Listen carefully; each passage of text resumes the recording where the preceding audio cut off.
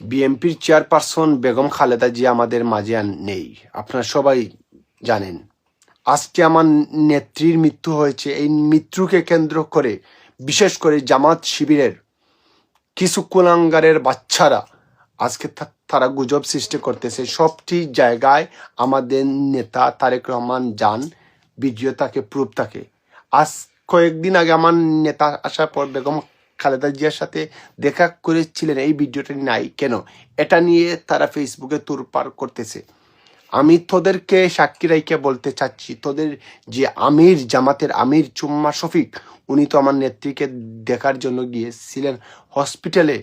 তখন তো তোদের আমির আইসা তো মিডিয়ার সামনে বলেছিল উনাকে দেখেছে, উনি জীবিত আছেন। আজকে তোরা কেন এই গুজব সৃষ্টি করতেছ? তোদের উদ্দেশ্যটা কি? তো তো বাংলাদেশ চাও নাই। আমার নেত্রী একটা কথা বলেছিলেন, আমি দেশের বাইরে আমার কোনো স্থান নাই, দেশেই আমার মৃত্যু হবে। আজকে আমার নেত্রীর দেশেই মৃত্যু হয়েছে। এই মৃত্যুকে কেন্দ্র করে যে তোমরা গুজব সৃষ্টি করতেছ, এর বিচার আল্লাহ করবে। আমরা আল্লাহর কাছে চেয়ে দিলাম, আর বাংলাদেশের সকলের কাছে আমার নেত্রীর জন্য দোয়া চাচ্ছি।